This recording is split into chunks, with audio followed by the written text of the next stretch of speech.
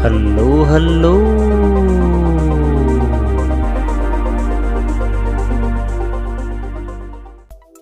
Assalamualaikum dan halo Zai Street. So anda bersama dengan saya sekali lagi, Zairul Asmawi aka Bro Zais, akan bincangkan tentang hal-hal pemotoran khusus untuk anda. So topik kita kali ini adalah berdasarkan daripada persoalan yang ditanyakan di ruang komen daripada saudara Muhammad Luqman. Dalam video saya yang latest tu, dekat komen tu dia ada bertanya. Dia tanya, LC spek 57 sesuai tak pakai carburetor TZM? Ok, so untuk menjawab persoalan tu, kita kena go through balik apa sebenarnya carburetor yang digunakan pada LC135 spek yang standard, dan dia nak upgrade pada spek 57. Jangkaannya apa spek yang nak digunakan untuk saiz 57 tu. So daripada soalan tu, saya menjangkakan bahawa mungkin saudara Luqman ni sebenarnya dia nak upgrade LC dia daripada blok asal saiz 53-54, dia nak upgrade kepada blok bersaiz 57, mungkin FZ150 punya blok. Sebab apa? Blok 150 FZ ni sebenarnya kalau kita compare, of course lah blok aftermarket ada yang bersaiz 150, blok 57 ni banyak bersepah dekat luar sana. Cuma keseronokan ataupun keindahan bila mana kita menggunakan blok keluaran Yamaha sendiri itu lagi best. Sebab apa? Blok FZ ni 57 saiz standard untuk piston Yamaha FZ150 piston 00. So blok dia blok original. Blok tak kisahlah korang dapat blok tu ori motor ataupun beli dekat ori kedai, ori kilang, tak ada masalah. Tapi in term of ketahanan, kita dapat nampak yang mana dia punya power dia ataupun ketahanan dan sebagainya, kelasakan blok itu sendiri macam blok yang standard. Macam blok yang standard. So kita tak perlu nak argue lagi lah pasal blok ni blok tahan ke tak, seramik ni tahan ke tak. Tak perlu. Sebab apa? Ini adalah blok yang mana didatangkan, dibuat sendiri oleh kilang Yamaha. So dalam tempoh PKP ni saya masih lagi bermain-main dengan plug motor double R saya ni. Ini plug racing. Kita nak buat modifikasi, tapi basicnya motor bukan dekat sini, dan untuk buat motor ada dekat tempat lain. So tempoh tak boleh nak keluar ni, tak disarankan. So hanya boleh melepaskan rindu main-main dengan plug motosikal je. Ini je lah yang mampu. Okay, so back to the topic. Dia tanya carburetor TZM support tak support? Jawapan saya memang okey lah, memang ngam lah. Sebab apa? Carburetor TZM ianya didatangkan standardnya carburetor Mikuni VM. VM saiz 30. Okey, kalau kita tengok daripada asal usul carburetor itu sendiri, sebenarnya carburetor LC135 V1 itu sendiri pun menggunakan model VM, tapi dengan saiz yang lebih kecil. Saiz yang lebih kecil macam mana? LC135 V1 menggunakan carburetor VM22, juga keluaran Mikuni. Okey, Kawasaki Double R menggunakan Mikuni, juga VM tapi bersaiz 28, dan Yamaha TZM menggunakan Mikuni VM saiz 30. So kalau orang kata kenapa carburetor TZM tu lagi kuat daripada Kawasaki Double R punya carburetor, of course lah, sebab apa? Diameter intake dia tu lebih besar. Dan itu menjadi salah satu sebab kenapa TZM tu dia punya spek dia, walaupun 150 stroke paling pendek lah antara semua kelas 150, tapi horsepower dia agak tinggi. Even Honda NSR sendiri pun didatangkan dengan carburetor PE28, yang mana PE28 ni kalau ikut standard dia lagi power daripada VM28. Tapi VM30 ni walaupun dia masih lagi bentuk VM, tapi dengan saiz 30, so lagi power lah. Okay, so carburetor VM30 milik Yamaha TZM dari model Mikuni tu nak dipasangkan pada Yamaha LC135. So sesuai atau tak sesuai? Jawapan saya untuk spek 57 tak ada masalah. Tapi andai katalah tak nak tukar atas sebab bajet dan sebagainya, Tidak pun diwajibkan. Sebab apa? Carburetor VM22 Mikuni yang asal pada LC135 tersebut masih boleh support. Malah carburetor tu masih boleh diubah dia punya saiz main jet, pilot jet, sehinggalah nak dipasang kepada block saiz 60. Dan kalau korang nak beyond saiz 60, barulah kena tukar carburetor. Biasanya nak setting balik dah tak lepas dah. Mungkinlah boleh kita nak modify VM22 tu, tapi proses lay dan sebagainya, kebiasaannya orang akan pakai carburetor yang barulah. So carburetor Yamaha TZM ni ada yang murah, ada yang mahal, ada yang kopi apa semua kan. So kena pandai pilih. Okey, macam kalau saya lah, saya lagi memandang nak tukar carburetor TZM tu apa fungsi dia sebenarnya. Sebab kalau dari segi keperluan, setakat blok 57 belum perlu lagi pun nak pakai carburetor TZM. Malah sebenarnya saya sendiri pun, benda ni pengalaman daripada kawan-kawan sendiri. Sebab saya ada kawan yang menggunakan LC135, tak silap saya LCES, okey, yang mana ada kelas tangan tu kan. Okey, 4 gear kelas tangan, design V1. Okey, so hari tu dia tukar blok. Dia tukar blok. Dan hari tu saya naik motor dengan dia, saya rasa motor dia agak sedap lah. Walaupun naik 2 orang membonceng, tapi bila dia pulas pergi dia sedap. Dan saya tanyalah sebenarnya apa yang telah dia buat, servis yang macam mana, adakah dia tukar piston high compression ke apa ke kan. Sebab gaya dia pulas, torque dia sentiasa ada. So bila ditanya, rupanya tak ada modifikasi yang terlampau besar, tak ada tukar piston yang high com segala benda. Simple je sebenarnya, menggunakan piston FZ tak silap saya, tak kisahlah, yang penting piston 57. So bila ditanya blok pakai blok apa, dia kata blok ori Yamaha. Okey, so kat situ kita dah tahu itu adalah blok original Yamaha FZ150. Dan adakah dilakukan modifikasi pada head? Tak dinyatakan lah, sebab hari tu memang kita tak ada sembang topik pasal head pun. Okey, tapi tak silap saya, setakat nak upgrade 53 ke 57 ni tak ada modifikasi yang terlampau besar lah perlu dilakukan. Dan carburetor dia sendiri, saya sendiri check, masih lagi menggunakan VM22.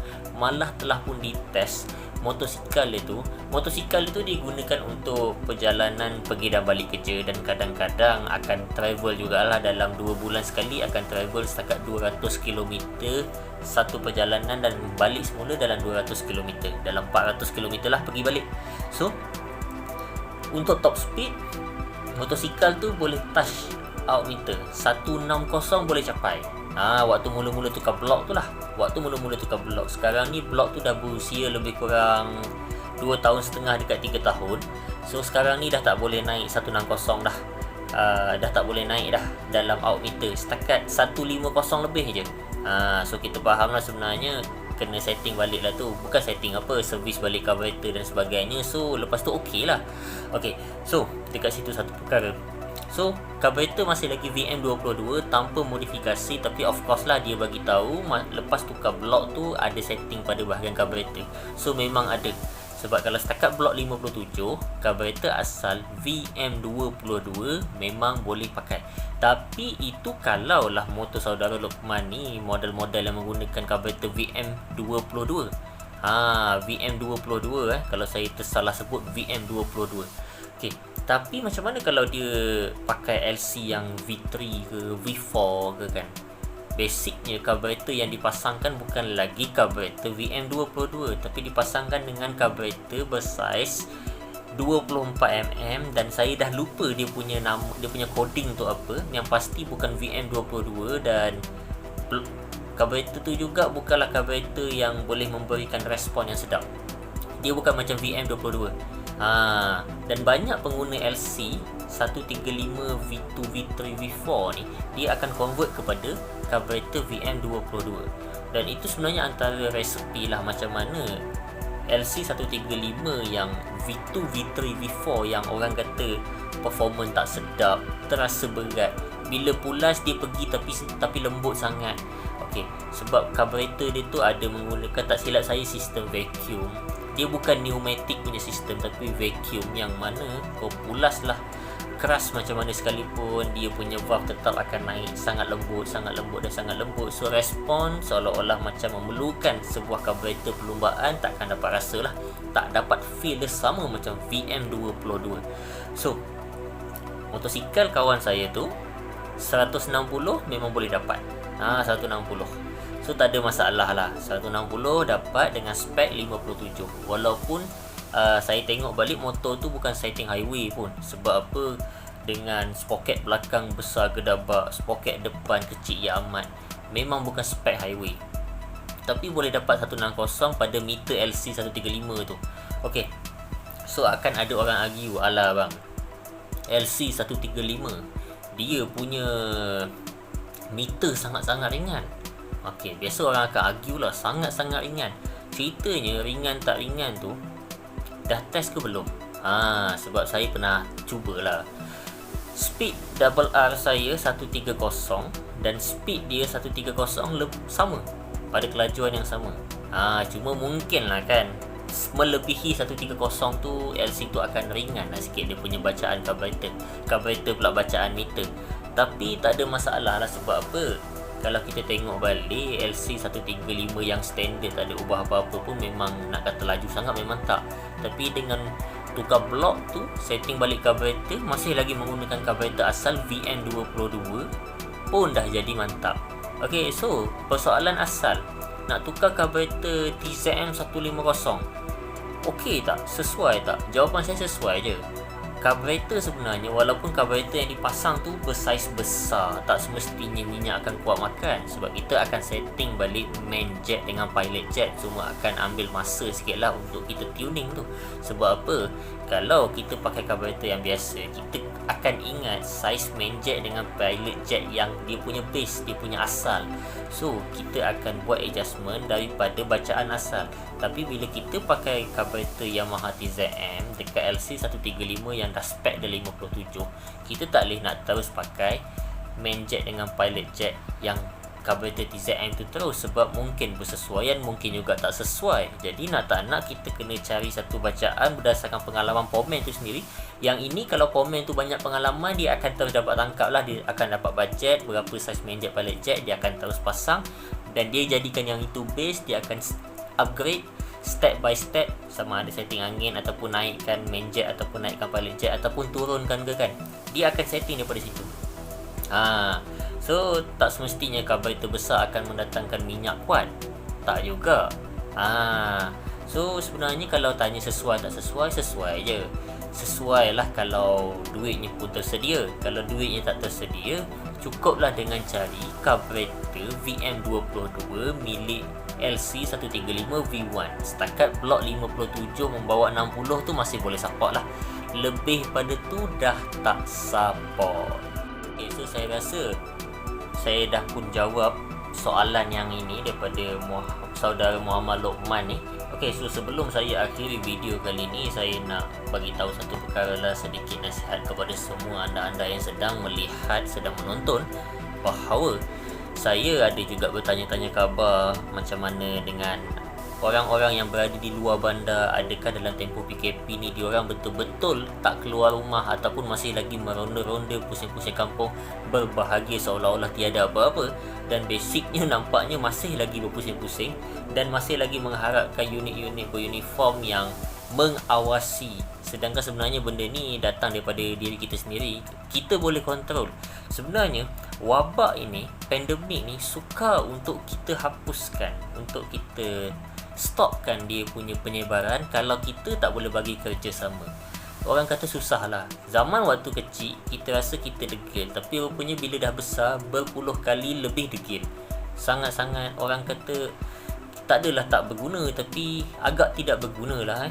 Jadi kalau boleh sama-sama kita bagi kerjasama.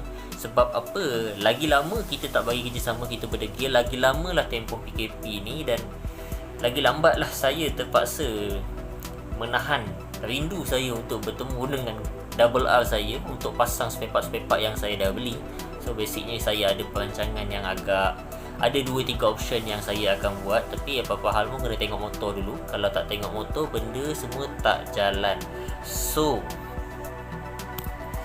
Pada anda kat luar sana yang sedang menonton ataupun yang mungkin baru nak menonton, sama-samalah kita menjaga keadaan supaya panik juga, takut juga, tapi jangan terlalu gembira, jangan terlalu ambil mudah sebab benda yang patut kita peka dan kita ambil tahu. So sama-sama kita mengawal keadaan dan sama-samalah kita menahan diri daripada suka-suka nak keluar rumah. So sekian daripada saya, Zara Asmawi aka Zayas. Zai Stream. Bye bye.